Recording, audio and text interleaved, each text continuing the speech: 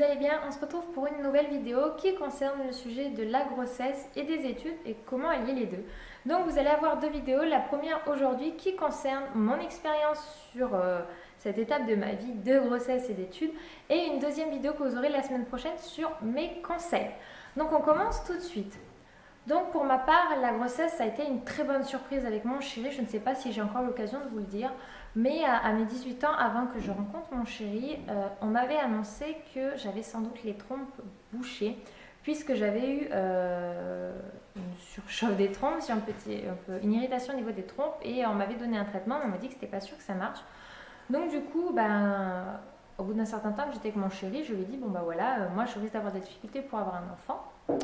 Donc du coup c'est vrai que c'était pas un sujet d'actualité pour nous, surtout qu'en plus je faisais mes études, donc on ne pensait pas à ce moment-là avoir un enfant. Et lorsque je suis tombée enceinte, on a été très surpris et très heureux. Mais du coup c'est posé la question de comment je vais faire avec mes études. Donc pour moi il était hors de question que j'allais arrêter mes études.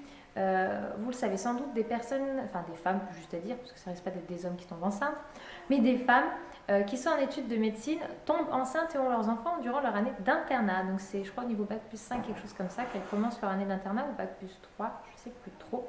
Mais en tout cas, c'est des études qui sont très compliquées. Alors je me suis dit que moi, avec un BTS, qui est quand même un niveau pour moi en dessous, c'est un niveau difficile, mais je pense qu'on ne peut pas le comparer avec la médecine. Et je me suis dit, si elles sont capables en faisant des années de médecine, pourquoi moi, avec un BTS, j'y arrive pas? Donc je me suis dit, moi je vais le faire, je vais y arriver. De toute façon, il me reste qu'un an et j'étais déterminée à y arriver. Il faut vraiment être très motivé de toute façon. Donc du coup, j'ai aménagé un petit peu mon temps au niveau de mon entreprise. J'ai pas aménagé mon temps au niveau des cours. J'ai annoncé à mon professeur principal en fin d'année, puisque j'étais dans mes 3 premiers mois, et qu'il était hors de question de le dire avant, de dévoiler, si on peut appeler ça dévoiler, ou d'informer mes autres enseignants et mes camarades de classe tant que les 3 mois n'étaient pas passés. Donc tant que les 3 mois n'étaient pas passés, par sécurité, je préférais le dire au minimum de personnes, mais étant donné que j'étais quand même en études, je me devais d'en informer le minimum syndical, on va dire, donc mon professeur principal. Lorsque je suis retournée en cours en septembre, je finissais mon 5e mois, je rentrais dans mon 6e mois, donc j'ai pu annoncer à tous mes profs, tous mes camarades de classe, et ça a été une très bonne nouvelle, puisque je suis quand même une élève qui travaille, donc du coup ça n'a pas, on va dire, inquiété plus que ça mes enseignants. Donc ce qui m'a aussi doublement rassurée, parce que eux aussi étaient, sereins au niveau de mes capacités d'arriver à allier les deux. Donc quand vous avez des gens qui vous voient tout à fait capable de le faire, vous vous dites, il n'y a pas que moi qui le pense, donc ça vous rassure. Après, au niveau du regard des autres, je vous avoue que moi, ça ne m'a pas perturbée. Je suis étudiante, je ne suis pas lycéenne, je ne suis pas collégienne, donc je ne suis pas une mère adolescente, donc le regard n'est pas le même. J'avoue que ça doit être beaucoup plus difficile quand on est plus jeune, puisque on est mineur, souvent on est encore chez ses parents à ces âges-là.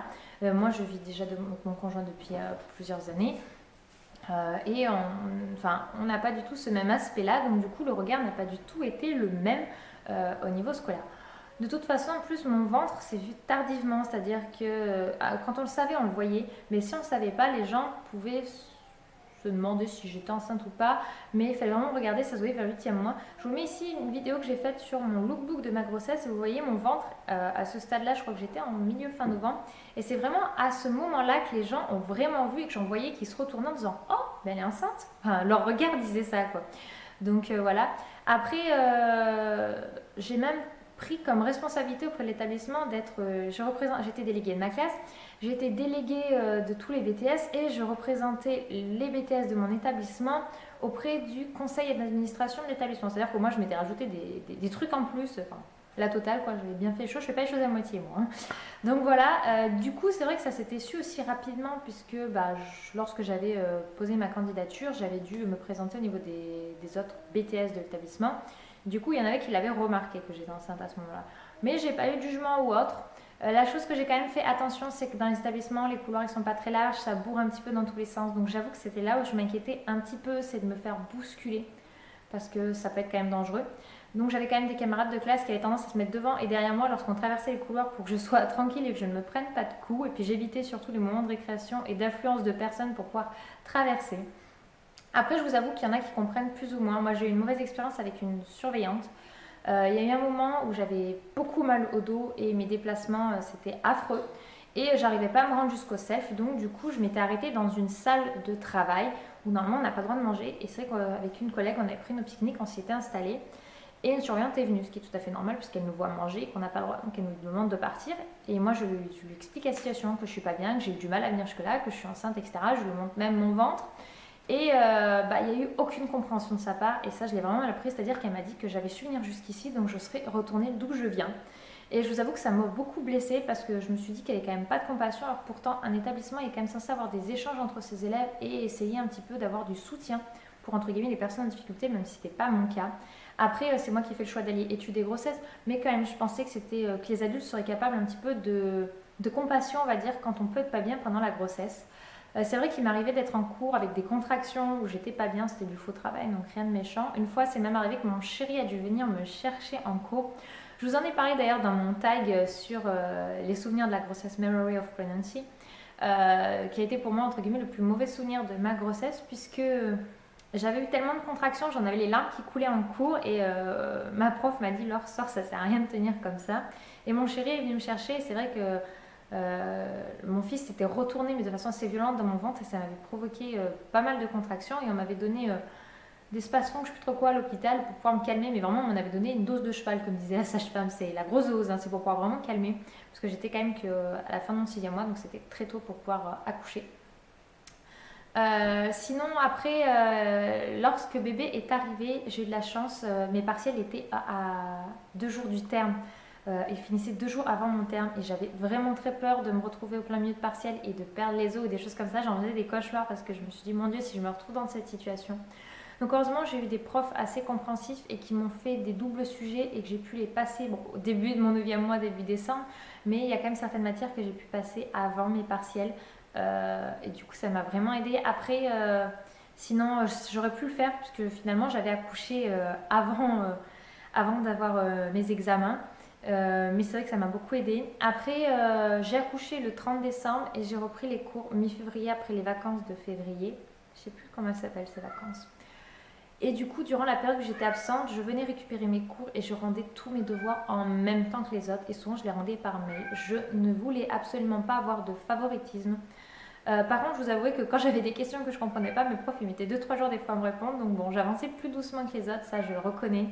Mais j'avais quand même pris pas mal d'avance avant. Je suis revenue en février, mon fils est allé chez la nounou, il avait 1 mois et demi. Ça a été un peu difficile pour moi, je vous le cache pas, de le lâcher aussitôt. Avant d'avoir accouché, je me suis dit 1 mois et demi c'est bien, je vais bien en profiter, ça va pas me poser problème. Mais en fait, quand on est là, il y a le lien qui se crée avec son enfant, c'est naturel. Enfin, en tout cas, pour moi, ça a été. Et j'ai eu beaucoup de mal à le lâcher. Ça m'a fait un peu mal au cœur. Après, là, j'en profite, hein, puisque juillet, août, je ne travaille pas. Et pour moi, je rattrape tout simplement les semaines que je n'ai pas pu avoir, puisque normalement, lors d'un congé maternité, je crois on reste presque jusqu'aux 3 mois du bébé. Et moi, il avait même pas 2 mois quand il allait chez la nounou, quoi. Donc, ça a été difficile pour moi.